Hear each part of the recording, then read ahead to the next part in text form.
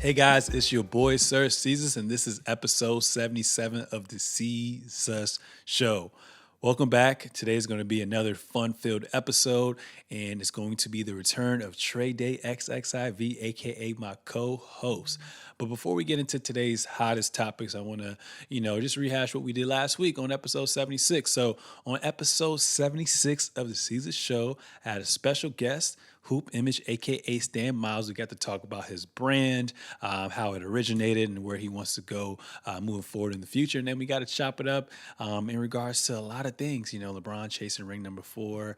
The COVID-19 situation. Karl Anthony Towns' mother passing away. God bless her soul. Who we thought benefited the most from rest, and our projected NBA awards as well too. And obviously the anticipated MJ documentary, Last Dance, 10-part series as well too. So hope you guys enjoyed that. And if you haven't listened to it, definitely check that out. And if you haven't subscribed, go ahead and subscribe to me on all forms of social media at The Seezus Show. That's TheSeezusshow and Sir Seezus, and also Traded XXIV as well too. So without further ado, let's get into today's hottest topics. Ladies and gentlemen, without further ado, we're going to introduce my co-host, Trade Day XXIV. What's good, boy? It was really good, man. How are you? How's everything going, man?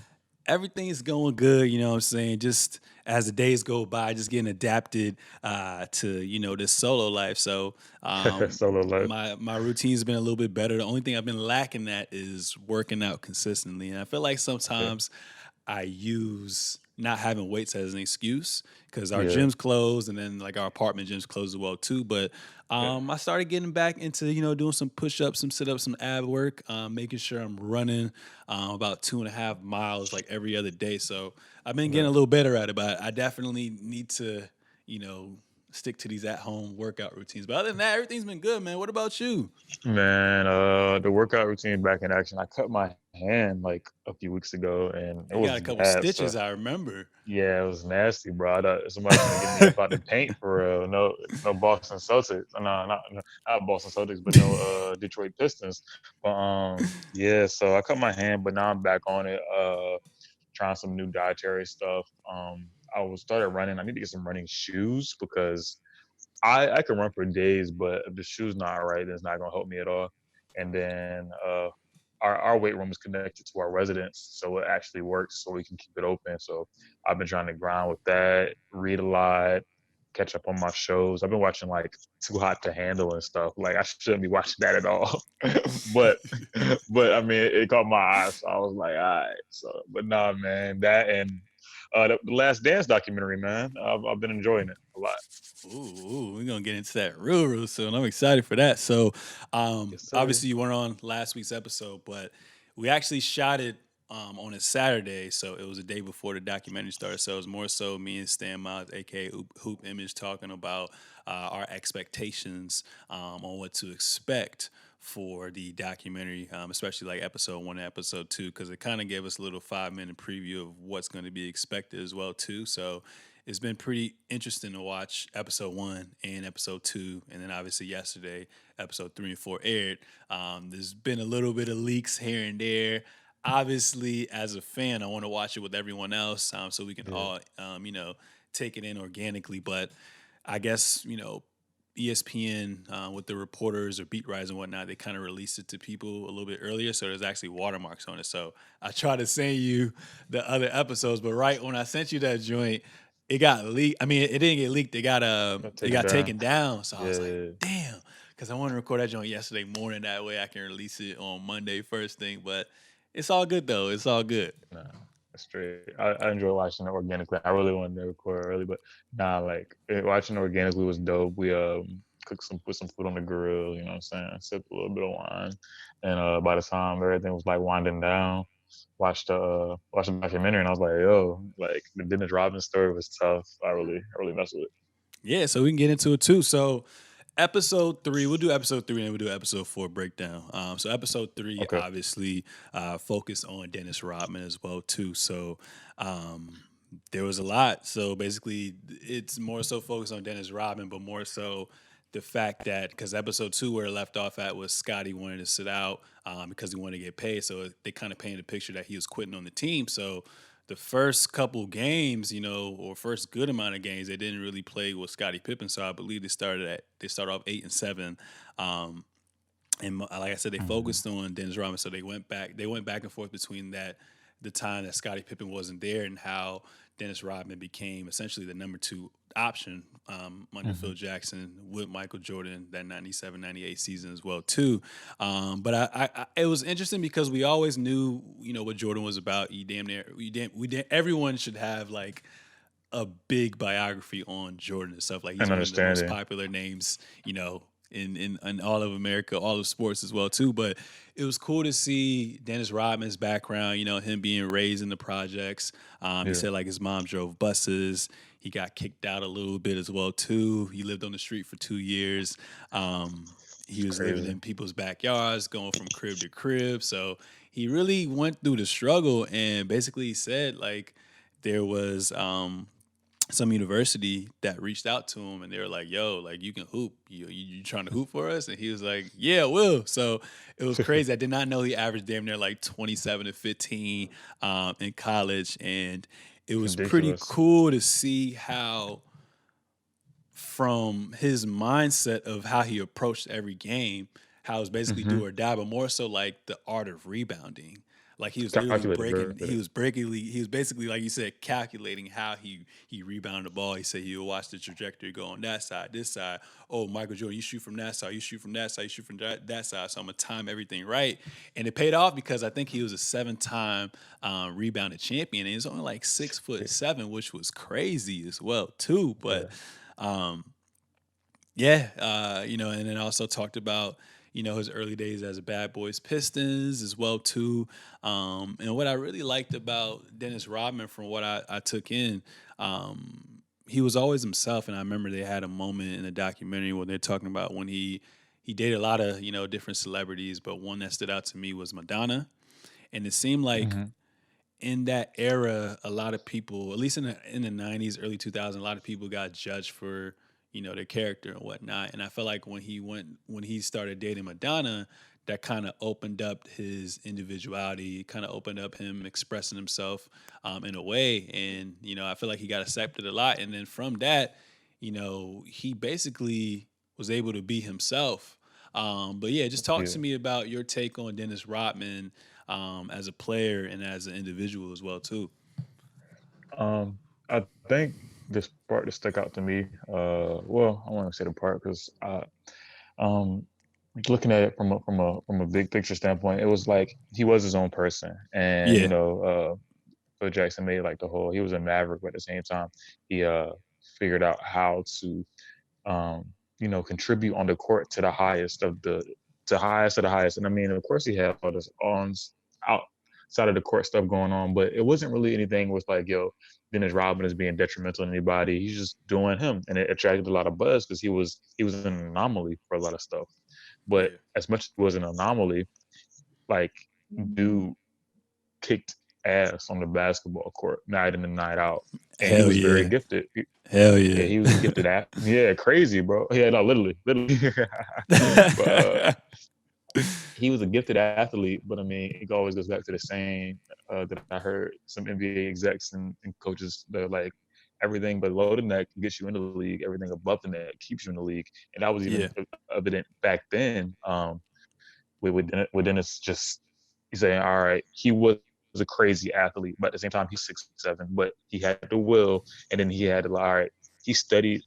How crazy it that you study how people's shot comes off. And I don't know yeah, that that's his like specific job, but just like, some people like, oh, well, I got this many rebounds today, like I'll be better tomorrow. You know what I'm saying? Sometimes that happens. No, dude knew exactly how certain player's shot was going to come off at the time. Who was taking the most shots for that team, just then the third. Like he that presented a lot more calculation than Dennis Rodman than just saying, oh, he's just brute force and stuff like that. So it was good just being able to like to peel back the layers of him and seeing how he was from a teammate standpoint, and just like talking amongst the other players, just like how Phil brought the other players in. He was like, yo, Dennis needs a vacation. And Mike's like, what? And it's like, nah, Dennis needs a vacation. And Mike's like, all right, like it was super dope. And Mike only let it slide because he knew that Dennis, like, no matter what he did off the court, It's on gonna the go. court, he was going to die for his teammates, essentially. And that's crazy. Yeah, I saw Donovan Mitchell tweet in real time the other night. He was just like, Dennis Rodman was the first person to essentially partake in load management, which geeked. Like, yeah, how many players do you know midseason will go to their coach, go to their teammates, and be like, yo, I need about 2 days off and I'm about to go to Vegas. I'll be back though. Like, how does that yeah. even sound? Isn't that I'm crazy? about to go party. I'm about to go party. I saw a tweet. It was like, imagine Larry Bird asking his coach, "Yo, I need 2 days in Miami." They'd have lost it. They would have You lost imagine it. Larry Bird in Miami. No, no, he'll be wilding, bro. I think they were all wild back then. It was crazy. Nah, but like, nah, just the dynamic of Dennis Rodman. And every time you peel back, like, 'cause they had a Dennis Rodman 30 for 30, I think. But the Mhm. more you get inside information on Dennis, like, he gets more interesting. And it's crazy. I mean, it's not crazy, but they did a good job of like showing that he was himself off the court. But it was never really about that. It's like, yo, this dude does his job regardless. Yeah, definitely So love that as I well think, too. So, oh yeah, what you about to say? I didn't yeah. mean to cut you off. No, these strats I just think is a testament to where it's like, as long as you're not, being detrimental and hurting yourself or others, that it's okay to have personality and do you. And I mean, the media is gonna swarm around you because you're an all-star athlete and stuff like that. But your personality and your wants and your needs off the court does not define you on the court, and it should show. Um, employers being the GMs and the teams that look, as long as the dude's producing and he's not hurting himself and anybody else off the court, like, why not? Yeah, for sure, for sure, for sure. Um, and what's crazy is that like it also focuses on episode 3 focuses on Jordan, struggling against the Pistons. It seems like every great player always has that one team they gotta, you know, fight to get past as well too. So it focused on the early Yep. struggles when they had him, and it's crazy how they had the Jordan Rule in contact. How do you feel about the Jordan Rule? I want to hear your take on that. Uh, That's a physical ass era. That's one thing I'll give Jordan credit to. That's a physical ass era. But how do you feel about the Jordan rule? it's one of those things where like that was the president for like the time. So it's like, if you really like, they were playing that style of basketball. If you go in, you probably gonna get your tail kicked. Like, that's what's going on. I can't say that was good or bad basketball because that's just what it is. Like, in this court, like, if I drive in, I'm trying to win the game, I'm gonna get my tail taken out.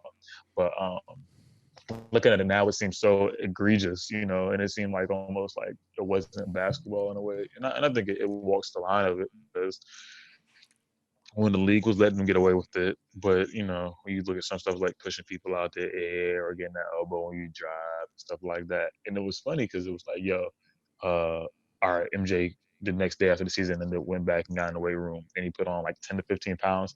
You think 10 to 15 pounds is not a lot, but 10 to 15 pounds propelled him past the Boston Celtics. And they were like, not Boston Celtics, I keep saying Boston Celtics. It propelled him Detroit past the Pistons. Detroit Pistons. And I'm like, yo, like, just 10 to 15 pounds. But I mean, I guess it comes muscle weight and all that stuff like that. But after those 10 to 15 pounds, they wanted nothing to do with Michael anymore. Mhm. It's the same player. You think, all right, fouling is universal, but they were like, oh, nah, we good because he's going crazy. And just like, it was a mental thing too. The Jordan rule is more of a mental thing. It's like, yo, we're just gonna keep throwing him. We're gonna oppress him into not being able to beat us pretty much on the basketball court. And he when Scotty got fouled really hard that one time, and he just sat there for a second, sat there, and then he got up and didn't say anything to nobody, and they were like, "Yo, we got him," because mentally they can't beat us anymore. The fouling is really a mental thing. Does it hurt physically? Yes, but it's a mental thing because once you stop driving, then they got you in the bag. But it was like, all right, they're not gonna stop, and they're like, we can't beat these people via skill, so and we can't beat them via fouling. So hey, that is what it is. And I think it was dope to see them overcome that in the documentary. Yeah, and I just feel like a lot of players in today's era wouldn't be able to handle that at all Uh, whatsoever. And it's crazy, like how you said, you kind of started to branch off into that. They struggled with the with the Pistons, and that's when that's what episode 4 talks about is when they hired Doug Collins as their coach, and Hmm. Doug Collins, his whole philosophy was essentially just trying to get Jordan, to get open. Everything was through Jordan, and at that time, it's like, the scoring titles are fine and whatnot, but what it really comes down to is we know you're great, but can your greatness translate into getting rings? If you want to be up there with Magic Johnson, the Bill Russells, the Larry Birds of the world, like you need to separate yourself and start winning as well too. So I like how the episode focused on Phil Jackson, and I love his background as Yeah. well too.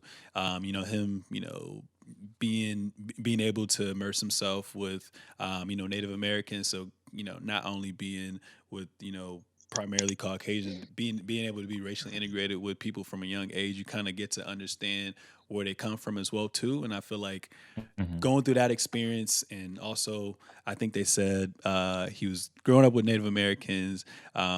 He was a player. He's being a player. So growing up with Native Americans, studying Zen Buddhism, which they said was focused on playing as one, was a pretty dope concept. I think he said Yeah. his dad was like a pastor, his mom was a minister, so he was a very religious person growing up as well too. But I didn't know he can hoop like that. And back in the day, they said he played college ball at University of North Dakota. The Knicks Yeah. drafted him, which is kind of funny in retrospect, kind of seeing it now where he accepted the GM role as the Knicks. I didn't know he had ties to them like that. But he made the all Montez. rookie team. They said he was kind of like Dennis Rodman a little bit. He would smack people around as well too. I think they said, they went to 3 finals appearances and won 2 championships as well too. So it was Yeah. dope to see him be a player. And I think after that, he spent some time coaching in Puerto Rico, which they were wilding over there. Um, and then from there, he got an interview Definitely. for an assistant job, and he was an assistant under Doug Collins as well too. Yeah. So what they wanted to do essentially was they wanted to incorporate the triangle offense. And then basically saying, yo, Doug Collins won't really rocking with that as well too. But they're like, yo, the the triangle offense will be effective because it's essentially is going to be the passing would create motions, and it said 33 Yeah. types of options from one pass, and it utilized the player's strengths as well too. So it's kind of crazy how they basically got to the conference finals, ended up firing Doug Collins, getting Phil Jackson, and they started to take off immediately as well too. So that was cool because I like how Jordan ended up sacrificing. I love that as well too, and then that's when he started to become more of a leader, and they really started to take off, and like you said, he started gaining 10 to 15 pounds. They knew it was going to be physical, but what stuck out to me too is like you said with that Scottie Pippen when they threw him to the ground, basically he didn't respond. He was just quiet, shook it off, went along Sure. with it. That's when we knew that you cannot mentally break me anymore. And after that, they just took off and just It's a started wrap. winning, which is crazy. Swept them 4-0, which was crazy. And a lot of people were talking about like, yo, like when we beat you, normally what you do is you show us love, you give us some dap, do whatever and be like, good game. But they just walked off the court. And Isaiah was Yeah, they went basically saying, outside. yeah, Isaiah was basically saying like when the Celtics kind of passed the torch over to him, only Kevin McHale came up to him like that, and they kind of walked off as well too. If Whatever. you smack me by 20 plus, you sweep me or whatever, like I'm I'm gonna still shake your gonna hand. show you respect. You know what I'm saying? And I feel like we don't really get that much of it in today's era. I don't know why. So hopefully with this documentary, players will get that respect approach. Obviously now with the whole COVID-19 situation, they probably just gonna be giving a little like, Yeah. arm joint and stuff like that. But I do respect the sportsmanship, from back in the day as well too. So I hope they can incorporate that because it seemed like only like the star players will go up and talk to the other star players. But I miss, Hmm. even playing, rec AU or whatever. After every game, you get in your line, be like good game, good game, good game, respect, Even respect, playing respect. pickup, bro. You Yeah, dap people up the that game. You know everybody what I'm up, saying? bro. That everybody up, man. So that was a great episode as well too. For real, for real. So I think they said episode 5 and 6, one of them may focus on Kobe, which is gonna be crazy. Really? So I think So I'm curious to Interesting. see if Kobe makes a cameo up there because that would be golden. But at the same time, it is what it is for real, for real. Yeah. Well, I think he does because he was in like the trailers, and I haven't seen the trailers with him in them as much Hmm. as far as like him being like the interview seat or whatever like that. But I haven't seen him since I think the Last Dance was announced right around or right after like Kobe passed away, Yeah. and since like it's picked up steam, I think they've been kind of like if they do, they probably kind of keeping it under wraps, like kind of like slight surprise a little bit, even though we kind of know it's coming. So we'll see Hmm. what happens. You think the triangle offense can be incorporated in today's league? Uh, it has to be run the right way, a little bit unselfishly. Like, I mean, think about it. Like, the Spurs run an offense where it's like a pass first, make the extra pass, and that's kind of all that the triangle offense is. Like, all right, keep it flowing, play to your strengths. So I could see like teams that are willing to buy into that do it, like the Spurs, the Warriors, how they were playing a few years ago. Um, so teams that really move the ball. But if you're not going to move the ball, the triangle offense is not going to help because it's just going to literally look like a triangle. The triangle offense's strength is that, of course, you see like, all right, they're going to run it, but there's so many options that you can't just be like, oh, it's a triangle offense. No, it's like you have to really stay poised for your defensive responsibilities. And the triangle offense breaks down a lot of that stuff because, again, there's so many options, but you have the IQ and have the willingness to play like that. Because, I mean, the triangle offense could have been in place, but if Jordan didn't like buy into it, it wouldn't have worked. If your star players don't buy into it and don't mind like your other players like getting up shots, and the other players have to be ready and willing to take those options and perform when it's time. So it could work, but a team will have to be bought into it. Yeah, and like you said, it starts from the top down. So your star player has to be willing to accept that new challenge, and also, I feel like a lot of teams who have the success with their star players, they have to. What I like about coaches is they don't put any other player on the pedestal. They treat everyone the same as well too. So Yeah, credit to Phil Jackson because with him, he really stressed relationships and trying to figure out the psychological aspect, behind what make players go, what makes them, with everything yeah. else as well too. So I like that as well. But moving on from the episode 3 and 4, some breaking news came in. So I didn't really watch this guy play. I haven't really been watching college basketball like that, but there was some news reported by NBC Sports saying that Tayshaun Hightower, who has declared for the NBA draft, has been charged with murder, aggravated assault, Sheesh.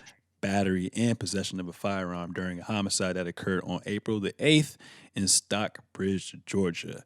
No bond is currently listed for Hightower, who is currently an inmate at Henry County Jail. Tayshaun Hightower is 6'5" point guard who averaged 16 points this past season, has declared for the 2020 draft this month. So that's That's pretty sad. That's crazy. crazy. First and foremost, just being more aware and just watching a lot of different series that kind of depict what the legal system looks like.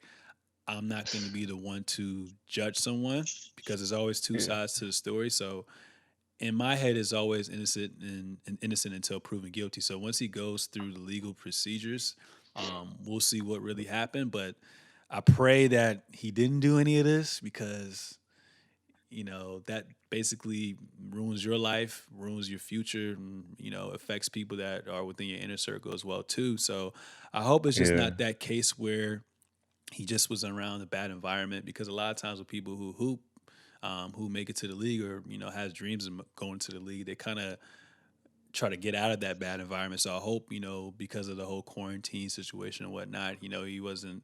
He didn't have to go back home and kind of surround himself with that energy he didn't necessarily need. And, one thing led to another, something happened. So I hope for his sake, he can get through it. That may be a bad look, and that may have ruined his image moving forward. But yeah. we can only see, and only time will tell. But any additional thoughts on that? Just I guess condolences to the families that were involved, definitely. But basically, like that's a tough break because I mean, you fight every day not to be a statistic. You work so hard on the court, and then just like let the environment kind of overtake a situation. Whether the situation went down the way that they're trying to portray it or not, it's just it's always a tough gig. But there should be people thriving and not in chains and bondage. So prayers for all the families involved. Prayers for him, regardless of the process or the outcome. And hopefully, if it is not, if he's found not guilty, then he can go out and flourish and continue to build and try to pursue his dream of professional basketball. So I'll leave it at that and just see what happens, man. Yeah. So prayers up to you. Hopefully you didn't do it, but like I said, we're just gonna leave it up to the higher power in the legal system to figure everything out as well too. Another thing I want to talk about is the NBA. So basically, let me actually pull up this report right here. So it was breaking news that came in, and it says starting May the 1st, the NBA is allowing teams to open their practice facilities to players in cities and states where local governments have eased stay-at-home orders as well too. Um, so I have mixed feelings about this. So going with the positives at first. So from a positive standpoint, that's great, in the sense that players aren't going to be at home all day. Like I said, it's places where they have at ease stay at home orders, so that's good. They get to get back into the gist of things. Just being able to touch a basketball, which is your safe haven and is your passion, Yeah, is always a good thing as well too. So that's good from that standpoint as well. And I think they said only a select amount of players will be able to practice at a time, which is fine. And they're incorporating social distancing as well too. So I love that aspect because aside from these players that have max deals, these other players who are on rookie deals and whatnot, they probably stay in like an apartment or like a townhouse, and don't even have access to to play basketball like that. So facts. that's good. But the downside to that is I feel like, and we talked about this, once Rudy Gobert got diagnosed with the coronavirus, that's basically like when the world got put on notice, or at least the United States got put on notice. Like, yo, like this is something serious. So everything started to set down, and I'm start to shut down. So it felt like the NBA has a huge following, a huge influence on the United States, and everything as well too. So my only downside to that is like if the NBA has that much control, that much power, that much influence, I don't want places to prematurely open up because of that, and think that it's safe as well too. Because even last week, the Yeah, Georgia governor was trying to open up, different businesses, which were like nail yeah, salons, bowling alleys, movie theaters, barbershops, and all that good stuff. Which is, when you think about it, a lot of people have lost their jobs, so to put people at work is always a great thing as well too. But hmm, at the end of the day, it's health over everything. We have to suffer a little bit before things get better. So yeah, until we find different solutions to ramp up testing and try to isolate, people who have been exposed to this issue, then we're never going to get past this issue. And I don't want the coronavirus to come back and then we kind of get a coronavirus. setback. Coronavirus. I don't want the coronavirus to come back in a bigger wave, and then we have to start this whole shutdown yet again as well too. So Yeah. it's just a sticky situation for me, but if they can be as safe as possible, then credit to them. But what are your thoughts on that? My thing is, at the end of the day, it is entertainment, but it's entertainment. Like that's what it is, bro. For me, at the heart of it, it should be always be people over profit. But we are very aware that that's not the case. And I think from a personal standpoint, yes, people. I mean, people do care about people, but if when it comes to a machine in a capitalist society, it's tough to think that they're doing anything in the best interest of the people when it comes to when they start making their money. I think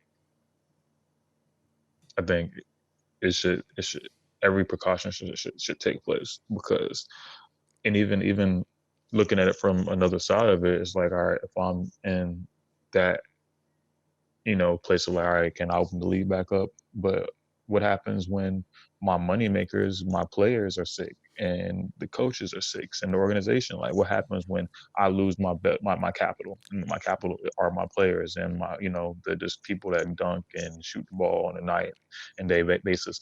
Um, but for me, I think you should use it as a medium to like, all right, the NBA, you have all this buzz. If you're gonna open up practice facilities, why not, do charitable stuff from the practice facility? Why not give out supplies? Why not just like have workouts maybe safe and controlled workouts. But then like we have all these all in big cities, big markets all over the world and smaller markets.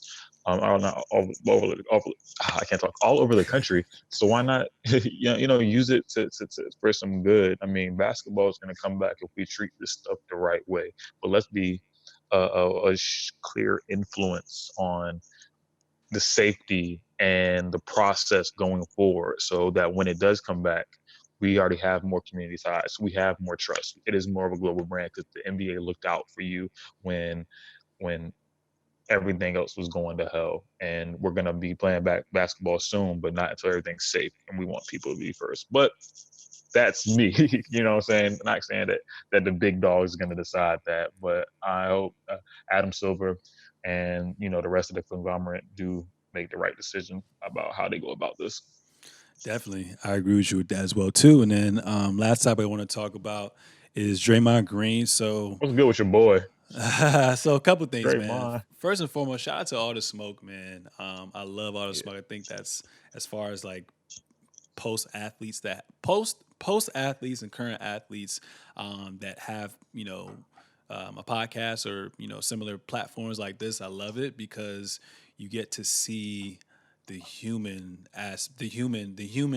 aspect behind these players as well too, because the media always yeah, portrays them one way, but when you actually get to know them, they're normal ass people. So it's pretty yeah, cool for Steven Jackson and Matt Barnes, even people from like the knuckleheads, to have these players come on the show and be so willing to be vulnerable and open up as well too. So that's a great platform for them. So Draymond's interview was damn near about 2 hours. Talked about a lot of things, him coming up, his college career, being in the NBA, some beef with Charles Barkley, LeBron, Golden State versus Bulls. He talked about a lot of things as well too. So a couple of things a couple key takeaways I want to talk to you about. First and foremost was one thing he talked about was perception versus reality. So like I said earlier, with the media, they always try to paint players as these bad guys, or try to paint players as bad guys as well too. And I think like I said earlier, it's not until these platforms with players have a voice where you can actually see who they are as people as well too. But another thing he talked about was fame versus fortune, and basically he was saying how a lot of people. Well, let's go to the perception versus reality first. I don't want to jump. So for perception versus reality, he's basically saying like, yo, at the end of the day, we're all human beings, and he was like, yo, it sucks how he essentially has to, you know, always be under a microscope. mm, And no matter where he is, he always has to be the best version of himself. Like it kind of sucks how, no matter where he goes, he has to put up a smile. And he's basically saying like, yo, we're all human beings at the end of the day. Like it mhm, sucks that now that I'm a big status player, I want to go to the coffee shop. You know what I'm saying? I want to just get my coffee and then just rock, but there's going to be fans there because he's a public figure now. He's always going to have to put on his best face. So that kind of sucks because he was kind of talking about that fame versus fortune. He said, and on any given day, I'd rather have a fortune than then be famous, because you can't be yourself. You can only be yourself when you're essentially to yourself or around people that you trust as well too. So it kind of sucks being under a yeah, microscope as well too. So what are your thoughts on the whole fame versus fortune? Because I feel like a lot of people try to chase the fame, and it's not until they get the fame that they kind of regret having that. But talk to me a little bit about that. mhm. You rather be more famous than rich, huh? But no, for sure. Yeah, I mean he has a point in that. I had a few things. Just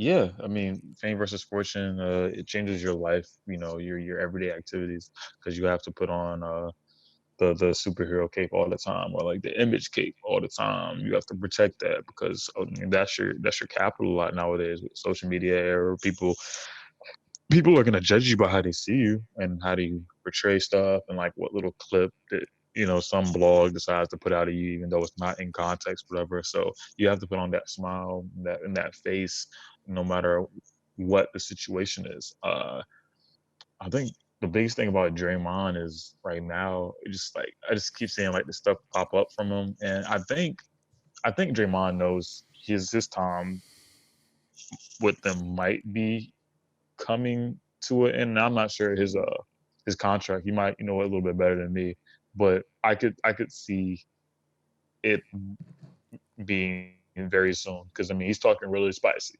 and the thing is, I was like, Steve Kerr does talk spicy, but he talks spicy when he gets people about the paint. So he talked a little bit spicy about D'Angelo Russell after he got him out of there, and I think D'Angelo Russell did fine with the Warriors. I mean, for what it was worth. But Yeah. they're trying to clear cap space for maybe a Giannis, maybe other players to play around Steph and Clay. And although Draymond is a very good glue player, if one of the best we've probably seen, I think that they have been trying to take steps to replace him, maybe with one or two players or just some way somehow. But I think they're gearing up to be like, all right. And I think Draymond feels it, so he's talking a little bit more spicy lately. Because if it was coming down to where like he had to stay with the team, because I feel like they probably look at him like, "Yo, you probably one of the reasons why we can't, we couldn't keep KD," that type of stuff. And he might make him a scapegoat for that. But I think Draymond and the Warriors are going to come to an end in the near future. Yeah, and when I say near, you know, as months go on. But uh, the famous thing, I get it.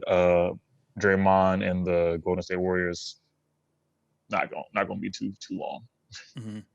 Cool, cool, cool. And another thing that stood out to me was what you kind of alluded to towards the end of your rant was Katie leaving. So basically, he was saying like he kind of got scapegoated. And if you guys think if you basically said if you think I'm the reason that Katie left, then you got it all messed up. So it's interesting to see his take. Yeah, Interesting to see Katie's take a couple months ago when he was on All the Smoke as well too, because there's always two sides to the story, right? And at the end of the day, what you got to do is you yeah, got to kind of find that commonality between the two as well too. So I think from the commonalities from what I've seen, one, their relationship was tarnished after that incident that happened. But the way Draymond paints it, that we kind of knew KD was, out the door and like out the door, kind of, going into just their second season with them as well too.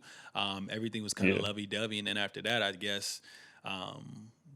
They started to go away from the system, and he wanted to play a certain way, and that kind of aggravated him as well too. But I think what it really came down to was the relationship that well what went down against the Clippers in that regular season matchup when Steph was out, when he didn't get the ball.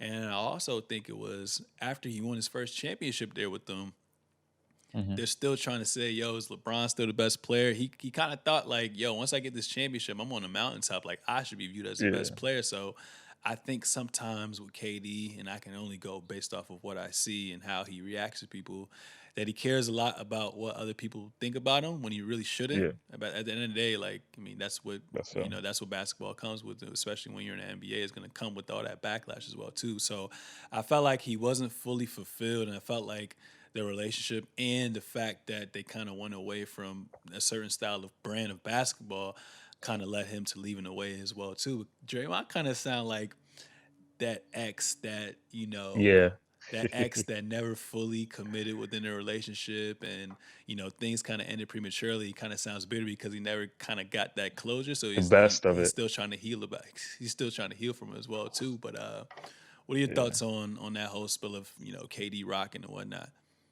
I think it's interesting you brought up that the little I guess what was a 3 year window that he was with them, and I kind of compare it to he was probably thinking I got my ring, I'm good, because with LeBron he got his ring, he was good and everything before it, the whole super team, we're gonna win 2 5 whatever how many rings, that kind of all went away in a little bit. I mean, it still brought up in his legacy, but as far as in the moment they were like, oh, the Heat got to compete with people. um, and KD figured that all right, I'm gonna go do the same thing, follow kind of the same uh, blueprint, and I'll get the hit off of me too, and I'll be in that same conversation. But we still don't put KD in the same conversation as LeBron as all around player. We say, oh, KD's a great scorer, but he's not the best all around player of this of this time and era, and it evades KD. That conversation always evades KD. Uh, it might be because of Bron's greatness, or it might just be the way the media has placed him in a certain box or bubble. And I think the biggest thing that hurts is he went to the team that they lost to in the Western Conference Finals. No. That's the biggest dinger right there. Like LeBron, they went to Miami. They kind of created a team, not from scratch, but Chris Bosh and LeBron were nowhere near that team before, but they were kind of close to Dwayne Wade, and boom, they put it all together. But I think that's the biggest knock to saying, yo, you were not LeBron because you went to the team that you were losing to. That's like a LeBron kind of went to like the Celtics, like in a way, and people look at KD in that Or light, or and jo- he's or not Jordan going judged to the the same Pistons.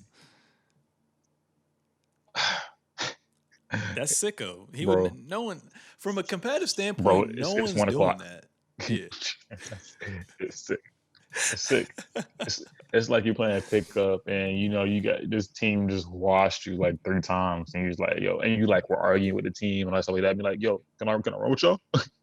I mean, uh, yeah, bro. Like that's why he isn't compared the same because people look at it differently, and the critics look at it differently, and we Yeah, look at it differently. Keep it stacked. People have been talking about basketball. yeah, and I feel like that's one of the reasons why he went to Brooklyn so he can, you know, make his case. Because I feel like if he win a championship in Brooklyn, we gonna put his name up there. It's probably like top 3 players, top 4 players of all Do you see time that for real. happening? I mean, it depends on how him and Kyrie come back. Kyrie about to have his shoulder surgery, coming off his Achilles. I like the pieces that they have. They still got to find a new coach as well too, and it kind of really depends Yeah. on if he loses a step or not. I feel like he's never really relied on his athleticism like that. It's more so skill and his build. So if he can come Yeah. back and be informed by like February, March, all post All Star break time, and Kyrie's fully healthy and good to go, and they pick up some key veteran pieces, whether that be through trade or through, free agency or whatever, I think they'll be all right. I mean, they are in the East, but I don't know who's really touching Kyrie Yeah. and KD on a good day. So it's going to come down to their health and come down to the surrounding pieces that they have. And it's going to come down to if Kyrie and KD can click together. Obviously, they're And best Giannis friends leaving. off the court, and from an NBA standpoint, and Giannis leaving. Obviously, they're best friends off the court, but on that court, chemistry matters. So we'll see if they adjust each other's game for each other. What do you think? Uh, I agree with everything you just said, Q to stack. So yeah, the chemistry has to be down. Like literally, I just Yeah, well, I think it's gonna be hard though. It's gonna be hard. I mean, you still got the Boston Celtics that are anchored there. I'm not sure if the dude up in the GM, your Jerry, I can't say his name, up in Toronto, oh is yeah, gonna yeah. Oh, Masai Ujiri, is gonna yeah. take another. Yep, is gonna take another position if he's offered more money, which I think he should. But you know, he's gonna have them being a powerhouse. The Heat didn't look terrible this year at all, and I think they're a couple pieces away from really just being like a badass team. Maybe one for. I mean, they got Bam, who's playing crazy. They got Jimmy Butler. They got Tyler Hero that was emerging.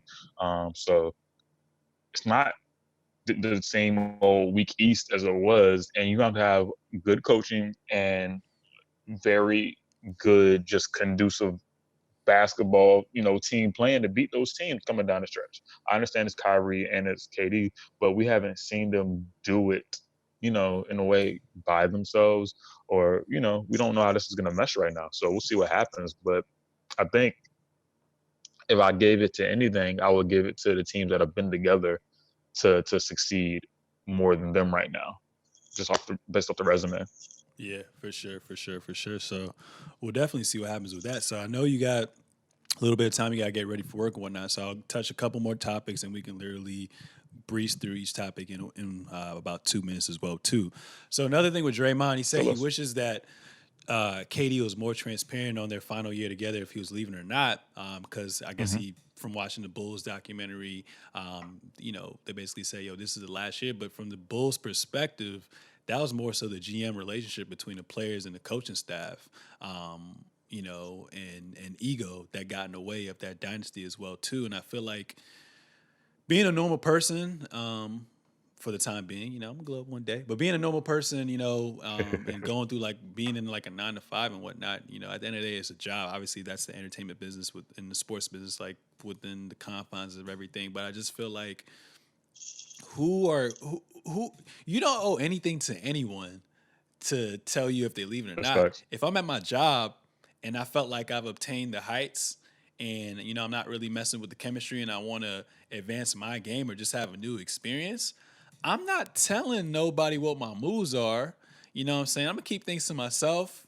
I'm gonna go on those different job boards. I'm gonna work on my application, and then when it's ready to go, I'm gonna put my 2 weeks notice and say I'm out. So in translation with that, during the season, I'm gonna just answer the media and be like, we'll see what happens when the time comes. You know what I'm saying? And then when it's free agency, then I'm gonna go and do what I have to do. I understand they're boys, but at the end of the day, if you do that in that atmosphere, in that environment, that's just going to add more Hmm. stress to not only yourself because you're going to have to attend in the media every day and look at what's on social media, look what's on the news.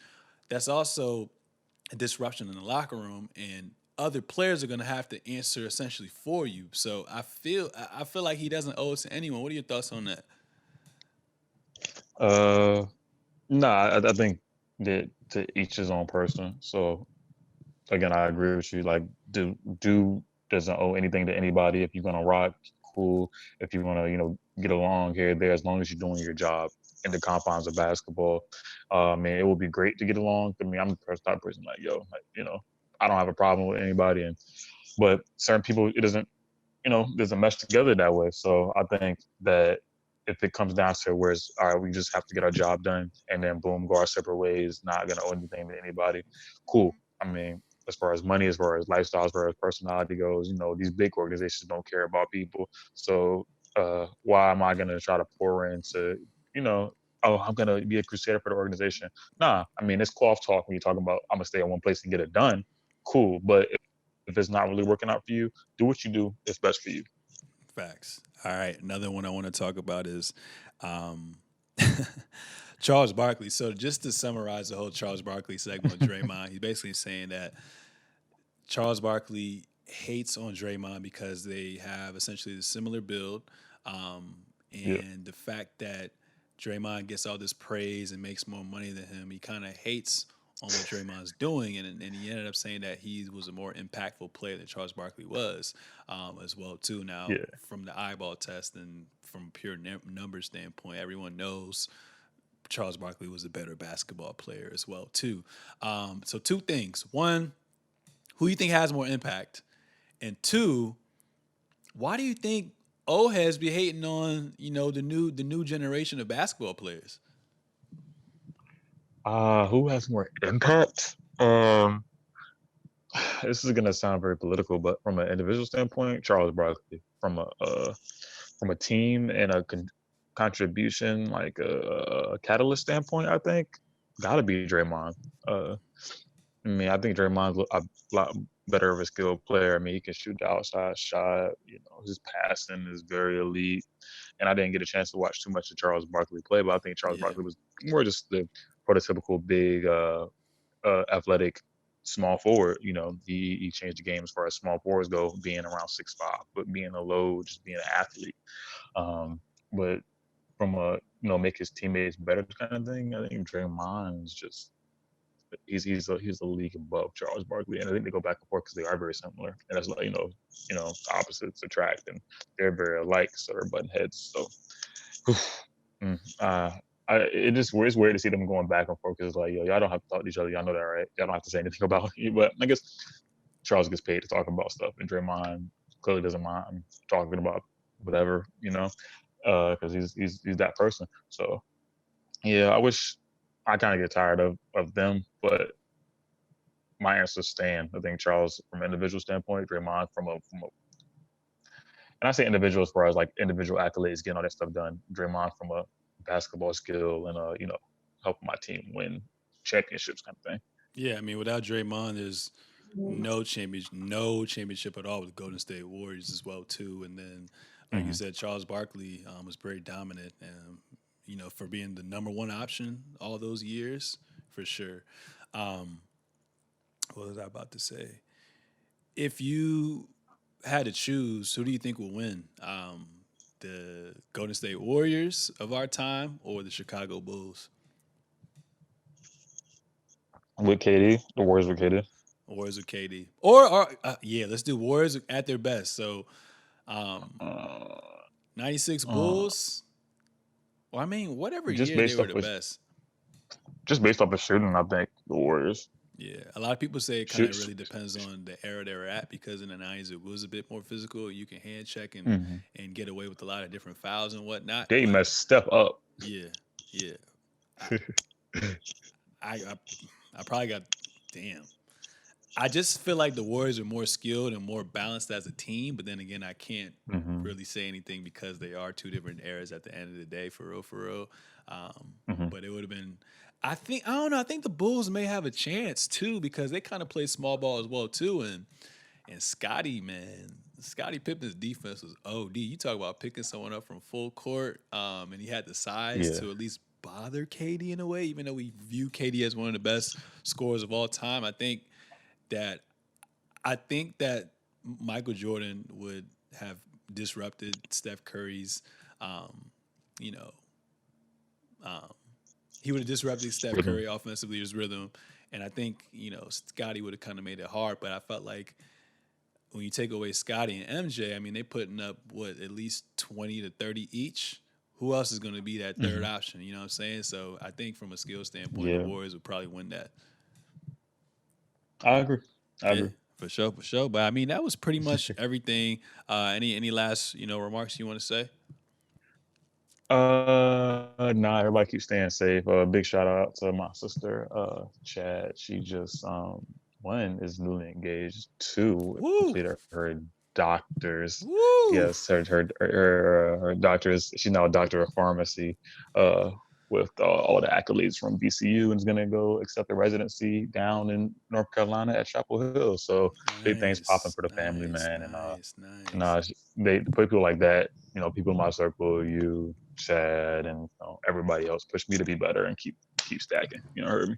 Yes, sure. Yes, sir. Yes, sir. Yes, sir. Well, I appreciate you being on the show, man. It's always love when you're up here. It Of feels course, like man. everything's always organic. We never ever force anything as well, too. So much love for that. You stay safe. I hope everyone else is staying safe as well, too. And just know that we're all in this together and we're going to get past it. But ladies and gentlemen, that was episode 77 of the Seezus Show. Make sure to subscribe on all forms of social media at the Seezus Show, at Sir Seezus, at Trade Day XXIV.